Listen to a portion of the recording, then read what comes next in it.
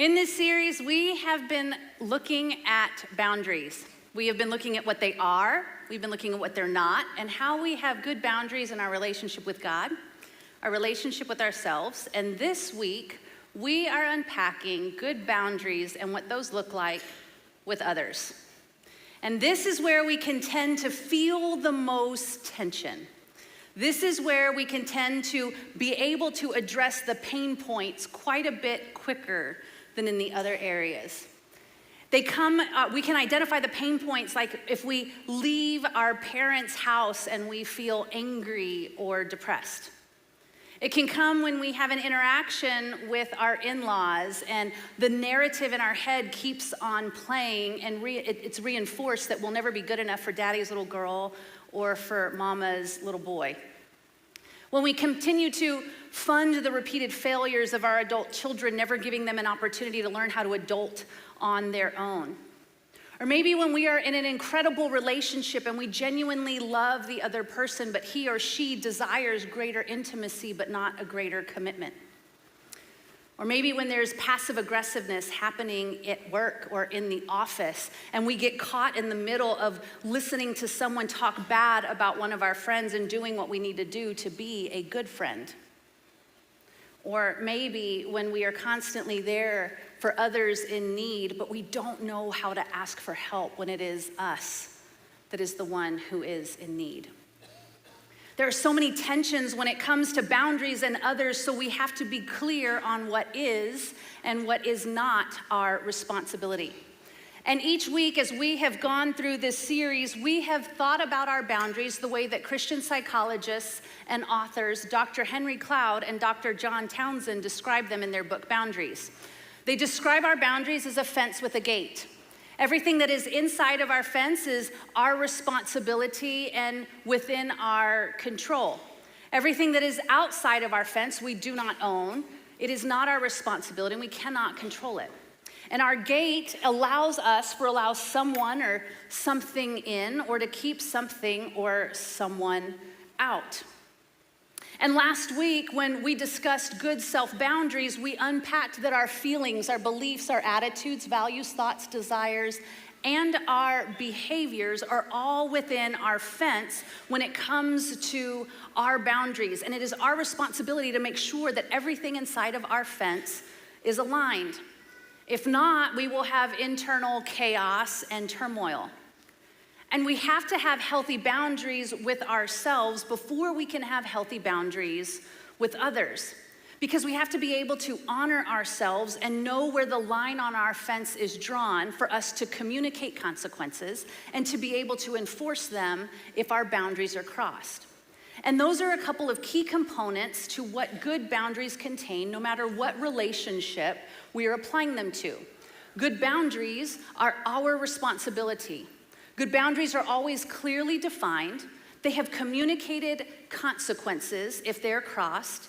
There's follow through on the consequences if and when they are crossed. And all of our boundaries are in place for us to create and maintain healthy relationships. Now, we have gone over all of this in detail over the past couple of weeks throughout this series. So if you missed any of those messages, I want to encourage you to go back to our CityChurch SA YouTube channel and watch them. And if you have been here and you have heard them, if they have been helpful for you, I encourage you to share them with somebody that you think may benefit from hearing them in their lives. And this week, as we unpack boundaries and others, we need to add a few things that are our responsibility inside of our fence. We need to add our limits.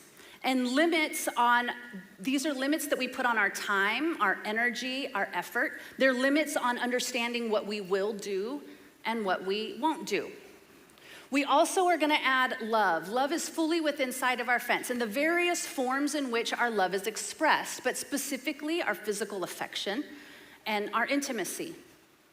Our resources is also something that we are going to add. This is our money, our cars, our property, our home, and any gifts that we give. And then we are going to add our choices.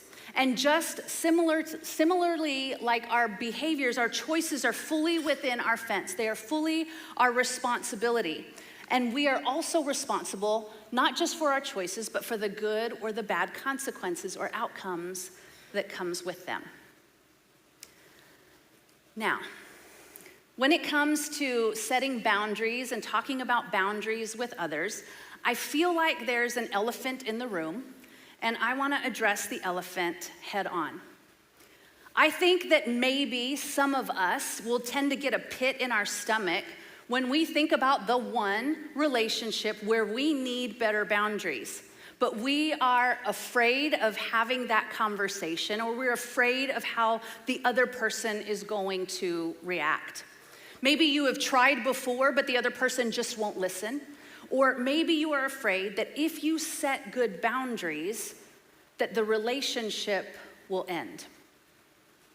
And I want to tell you that as you journey towards healthier boundaries and begin to put them in place, the choice that somebody else has to honor your boundaries is not within your fence.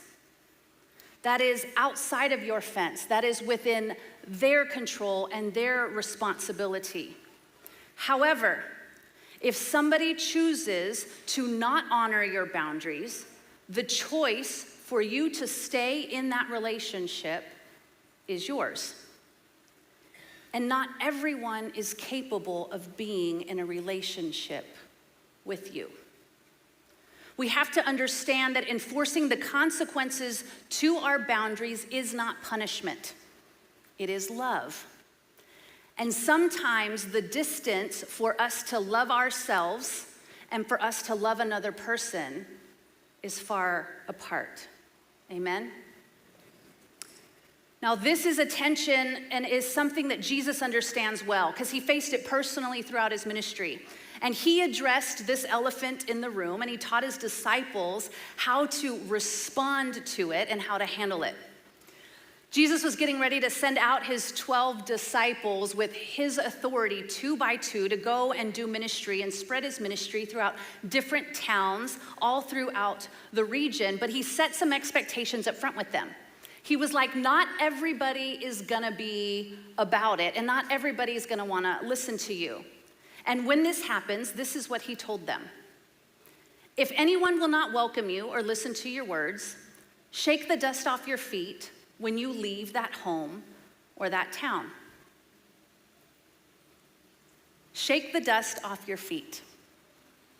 Don't get angry. Don't hold a grudge. Don't be surprised or hurt. Don't beg them to like you, or don't change your message so they will. Don't get a misalignment in here, because the choice for them to listen is their choice. This falls within their fence. But if they choose not to, don't take it personally. Instead, shake the dust off of your feet and leave.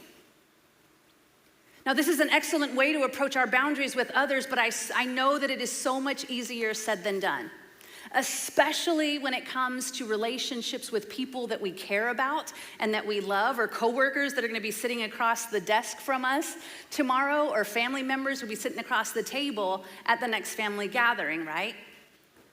But when we bend on our boundaries, or for others, or if we do not enforce the consequences to crossing them because we are afraid of how they will react or how they will respond, we are literally handing over control of our feelings. We're handing over control of our values, of our thoughts, our desires, our limits, our love, our resources, our choices. We are taking everything that is inside of our fence and our responsibility, and we're handing it to somebody else.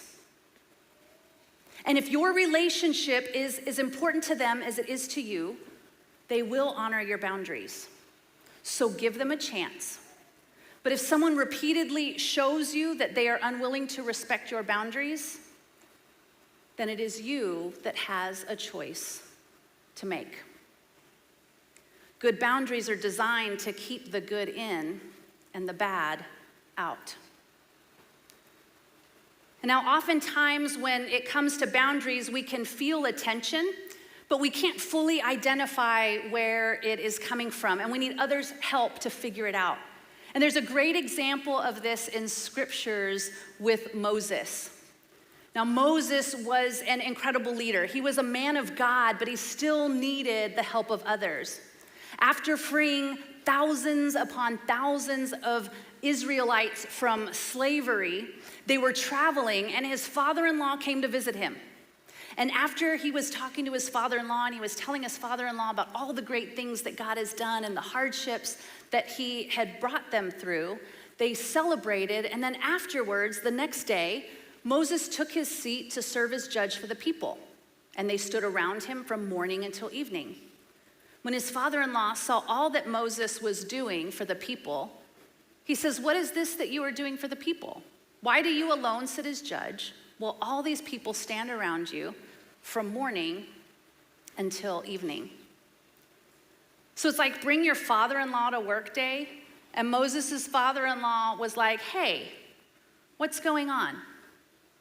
What are you doing? And why are you doing this alone?" And Moses answered him, "Because the people come to me to seek God's will."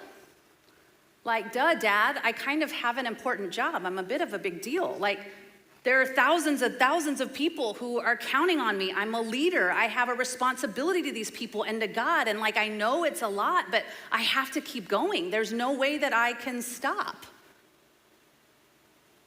Does this sound familiar? I mean, maybe you and I can't say that we've freed thousands of people from slavery, but maybe we find ourselves saying, "Sorry, babe, I'm gonna miss dinner again tonight because I gotta stay late because we've got a deadline." I know, but if I don't stay late and get this done, we're gonna miss the deadline. Or maybe we'll say something like, "Yeah, of course I have to have my phone on me at all times. I can't risk missing a call or a text for somebody. People are depending on me. Sorry, guys, I can't go. My mom's not feeling well again, and she needs me to go over and keep her company so she doesn't get depressed. Honey, I know that it's inconvenient. I know that the hours are long and the line never ends, but God called me to do this, so I have to." Moses said to the people, because the people will come to me to seek God's will. But Moses' father-in-law replied, "What you are doing is not good. You and these people who come to you will only wear yourselves out. The work is too heavy for you. You cannot handle it alone." What you are doing is not good. Do you have people in your life like this? Do you have people who love you and who care about you, who have permission to call you out and to question you? People who will tell you that this is too heavy for you right now. You can't do this alone. Moses' father-in-law had nothing to lose or nothing to gain from this interaction, but he did see something that Moses couldn't see. He could see that Moses needed better boundaries. And for us to have good boundaries in our relationships with others, we need to have wise counsel. We need to have a community of people who have no skin in the game, but just our best interest at heart. And now I want you to know that wise counsel does not come from the keyboard warriors who want to get all judgy on your social media. That's not wise counsel. Nor is acquaintances in your life who want to tell you how to live your life, but they don't know your kids' names. Not wise counsel. It is not the coworker who does the absolute minimum possible but wants to complain that you aren't doing enough. And students, wise counsel is not the classmates who have a reputation for tearing people down instead of building them up. But wise counsel does come from people who will tell you that you are falling into an unhealthy pattern of numbing behaviors. People who can tell you when you have reached past the healthy limits that you have set in your life. People who will tell you that you are giving too freely of your love and your affection and you need to scale it back. People who will tell you how you are using your money is not helping you and it's unhealthy. People who will tell you how the choices that you are making are harming yourselves or harming others. Wise counsel comes from a trusted family member, a spouse, a friend, a small group here at church, a pastor, a teacher, or a counselor. Someone who loves you enough to tell you that when you have a misalignment here, you need to get it fixed and you need better boundaries. And Moses' father-in-law, he speaks into Moses' life and he tells him that he has a gap in his fence and that he needs better boundaries. And then he gives them a solution and he tells them that he needs to delegate to the capable people who are around him so that way he can lighten the load. Because he saw something from the outside that Moses couldn't see himself. And now, with this wise counsel, Moses has a choice. And Moses listened to his father-in-law, and he did everything that he said. Now, if we think about it, Moses must have felt some tension, right? I mean, the tension of being the leader and the one that everybody needed and relied on, being important and valued, alongside the tension of being absolutely exhausted. He was working from morning until night, knowing the work that never would be done. And after all he had been through and all he had done, he had his father-in-law question what he was doing and call him out. And that must have been pretty humbling. And for Moses to listen to his father-in-law and do everything that he said must have taken so much humility. I mean, let's face this, none of us likes to get called out. I think that we all desire to be better. We all desire to thrive. We all desire to improve, but we want to control what that process looks like. And as we journey towards having better boundaries in our relationships with others, other people, wise counsel, will need to speak into our lives to help us see gaps in our fence. And when we do, when we invite wise counsel and they call us out, we can tend to get defensive and not receive it with humility. And so I want to give us a phrase for us to be able to put the control back in our fence when somebody does call us out. Ouch. That helps. This response allows for us to own the feelings that come with us getting called out. It allows us to go, ouch, or I'm angry with that, or that's upsetting, or that's disturbing. But that helps. And now I have a choice on what I am going to do with this wise counsel, if I'm going to take a step in the direction towards listening or not. Good boundaries are designed to keep the good in and the bad out, and sometimes we need other people's help. And now for the rest of our time together, I would like to get super practical with what good boundaries look like and sound like in some of our key relationships and some situations that we find ourselves in some of our relationships. And maybe one of these will strike a chord with you and you will feel called out and you would be able to respond with, ouch, that helps, and maybe put some boundaries in place, make the choice to put some boundaries in place towards the side of healthy. So let's talk about our boundaries and kids, specifically our little kids. When it comes to boundaries and our children, as parents or guardians, we are who they learn from. We are their greatest teachers. We can't say one thing and behave in another because that creates a misalignment. And if we have a misalignment, our children will as well. And boundaries in our kids is imperative because it is much easier for us to teach children good boundaries and instill good boundaries in them than it is for us to repair bad boundaries in adults. Let's say that again. It is much easier for us to instill good boundaries in our children than it is to repair bad boundaries in adults. We have a responsibility to our children to raise them to be positive contributors to society and adults that honor themselves and that honor others. And when we raise our children giving into every want that they have or every desire that they throw a fit for, we are teaching them to understand that there are no consequences to their behaviors. And when we have to teach our children that there are consequences to their behaviors, there are consequences to their words, there are consequences to their choices and to their actions. Because if we don't, it is not helpful, nor does it set them up to thrive as adults. Parents and guardians, children will naturally push every button that you have and every boundary that you put in place.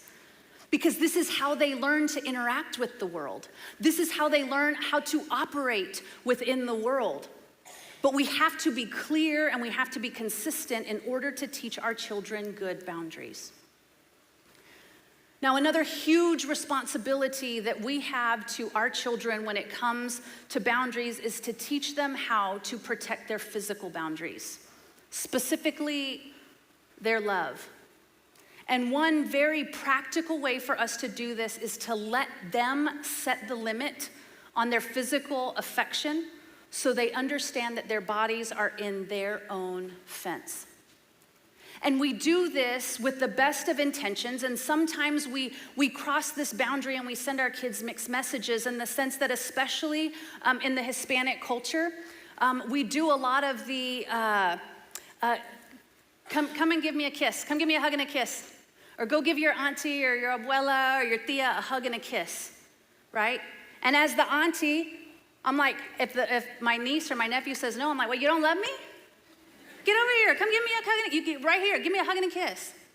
And as innocent and as well-meaning as this is, what we are teaching our children is that their physical affection is not their own.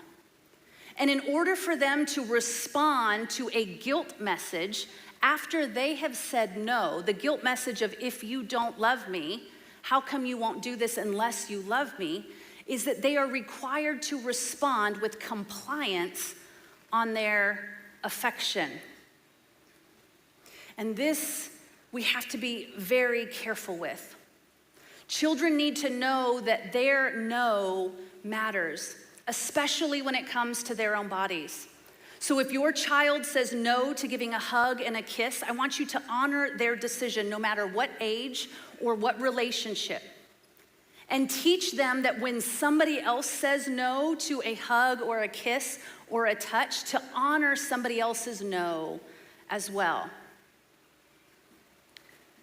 Now, when it comes to other age-appropriate boundaries to set with kids, the book Boundaries that we have referenced throughout this series has a chapter in it that actually has age groups breaking out, bringing in like the brain development and what are good age-appropriate boundaries to have. And so if that's you and you're in a situation with young kids and you want to learn more, I highly recommend that as a resource.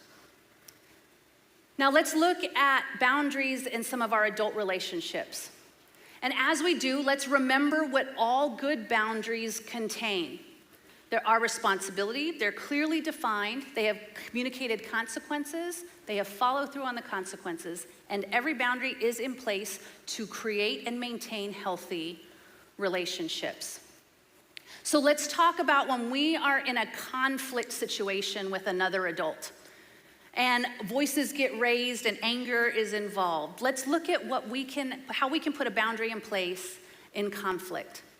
Instead of saying something like, don't shout at me when I talk to you, I don't like it.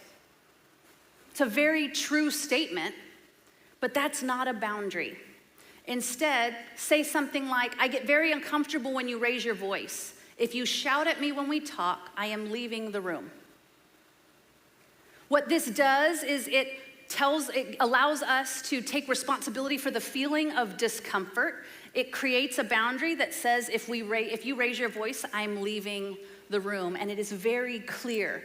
But this is in place because it's repairing a relationship. It's saying, I want to resolve this conflict with you.